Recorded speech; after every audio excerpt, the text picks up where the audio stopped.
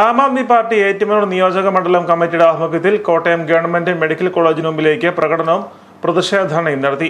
Medical college വികസന സമിതി ICU ventilator ചാർജുകളിൽ ഏർപ്പെടുത്തിയ വർധന പിൻവലിക്കണമെന്നാവശ്യപ്പെട്ടായിരുന്നു ആം ആദ്മി പാർട്ടിയുടെ പ്രതിഷേധം. ഏറ്റുമാനൂർ നിയോജക മണ്ഡലം പ്രസിഡന്റ് അഭിലാഷ് കുര്യൻ പ്രതിഷേധധർണ ഉദ്ഘാടനം ചെയ്തു. ICUവിന് 500 രൂപയും വെന്റിലേറ്ററിന് 750 രൂപയും പ്രതിദിന വാടക നടപ്പിലാക്കിയത് അങ്ങേയറ്റം അപലപനീയമാണെന്നും ആശുപത്രി വികസന സമിതിയിലെ പ്രതിപക്ഷാംഗങ്ങൾ വികസന സമിതിയിലെ അംഗത്വം രാജിവെച്ചുകൊണ്ട് സമരരംഗത്ത് ഇറങ്ങണമെന്നും അദ്ദേഹം ആവശ്യപ്പെട്ടു.